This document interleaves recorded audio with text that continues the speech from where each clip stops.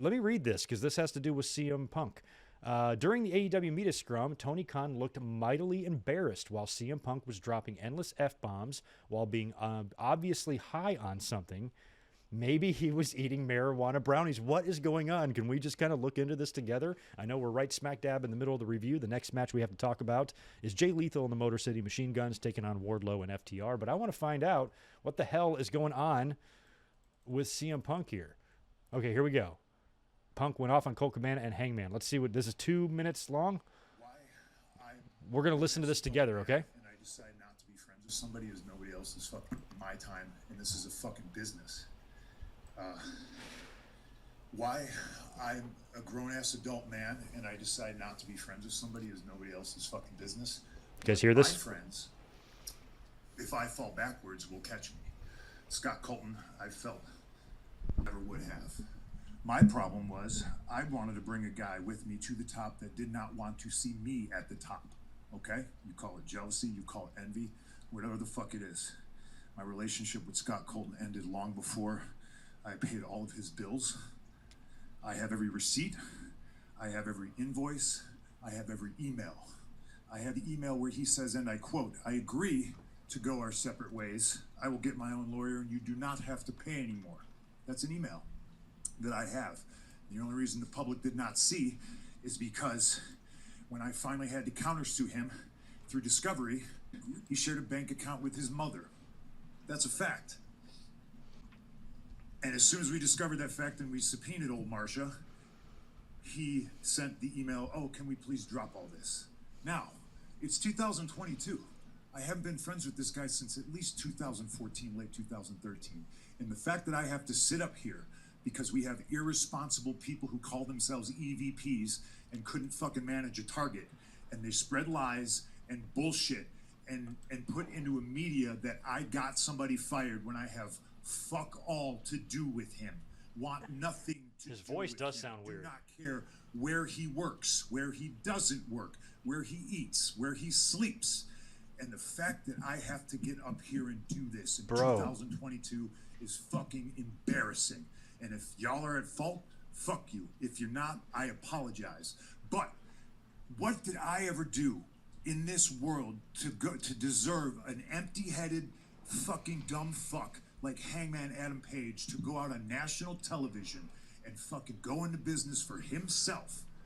For what? What did I do? Dave, what did I ever do?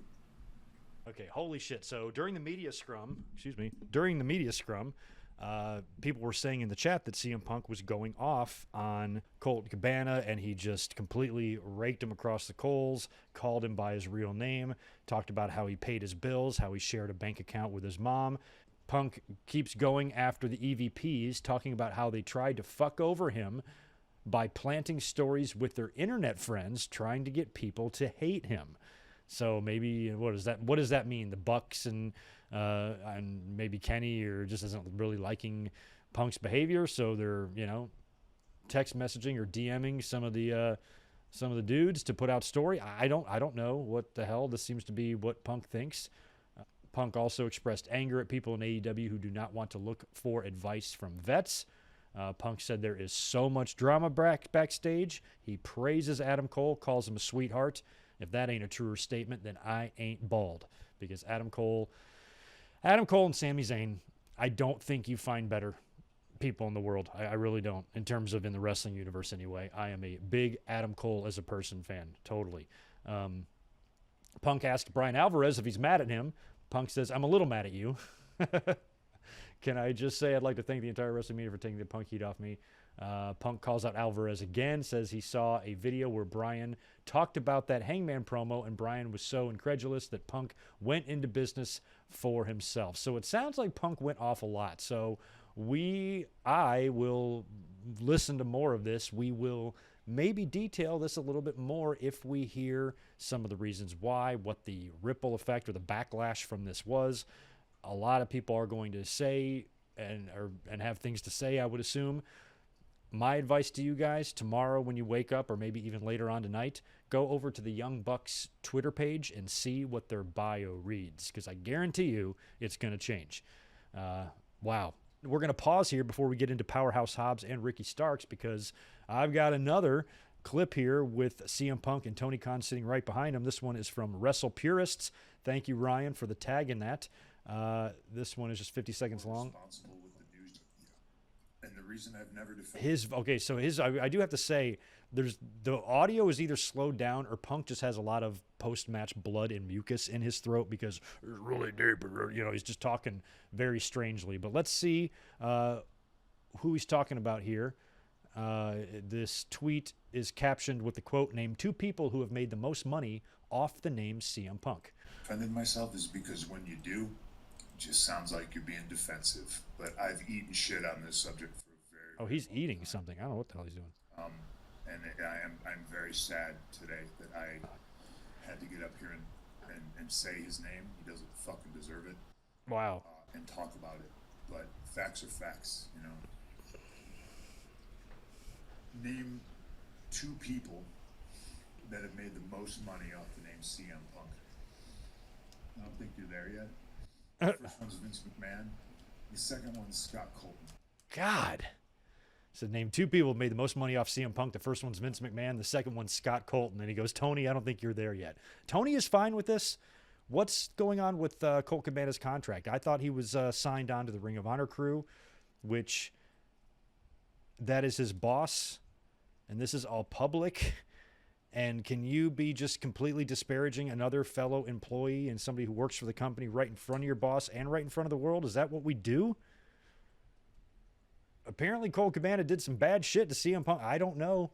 But Punk does not have good things to say about him at all. So all that wonder if these 2 guys have buried the hatchet, I guess not, unless they have, and this is part of a bigger angle. But Punk seems pretty pissed.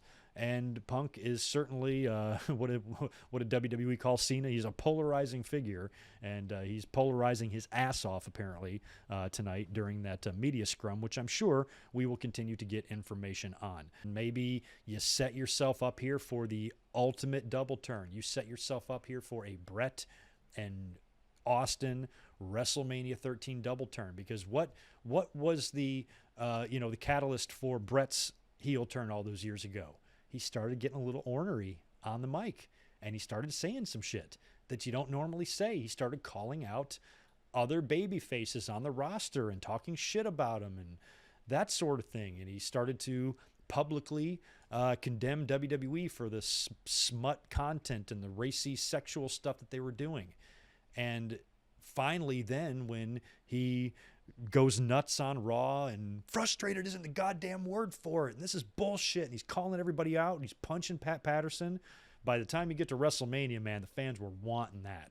Plus Austin, how was he getting over? How was he getting attention? By his work on the mic and shit like that. There are some similarities here. So you could set yourself up, in a situation where Punk is champion, he's facing MJF, and he's got MJF in that triangle submission of his, and MJF won't tap out, and he passes out, but he's probably busted open too. And so you got MJF there laying unconscious. Punk is cinching back. You got MJF's blood all over his face, all over Punk's arm, and he's refusing to quit. He passes out. Referee stops the match, just like WrestleMania 13. Punk retains the title. He continues the attack on MJF and continues to attack him until maybe somebody backs off Punk, and then Punk leaves and he celebrates, and MJF lays there by himself in the ring, kind of coming to, blood all over his face, doesn't know what happened, and the fans are just, and just like Austin, refusing help from the referee, he's going to go to the back and he's going to take his pride with him, and he's just hobbled his ass, one step at a time, all the way to the back. Ultimate double turn. I mean, you don't want to rehash it exactly the way they did at WrestleMania 13, but you can take parts of that and elements of that and do something like that if you want. The table is set. CM Punk is being a monumental douchebag right now any chance he gets on the mic. How is this guy on TV being presented as a babyface? And how long can this last? Ho ho. This headline from Fightful Select, I'm a proud $10 member, says major heat on CM Punk from Media Scrum, rumors of threatened walkouts. Let's see what this says here. This is from Spiteful Select on Patreon. CM Punk garnered an incredible amount of heat for his comments at the AEW All Out post-show scrum. For the record, Fightful originally reported the Punk Cabana news this year, and we've never spoken to Kenny Omega or the Young Bucks outside of interviews. The story emerged from talent frustrated and under the impression that Punk and Cabana's ill will towards one another cost the well-liked Cabana a job he was enjoying. Tony Khan denied that this was the reason this past week.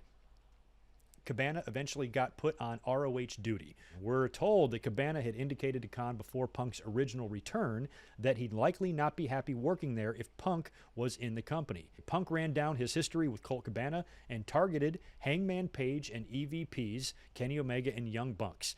Punk said Hangman Page went into business for himself and almost compromised a huge AEW gate, and said the EVPs leaked info.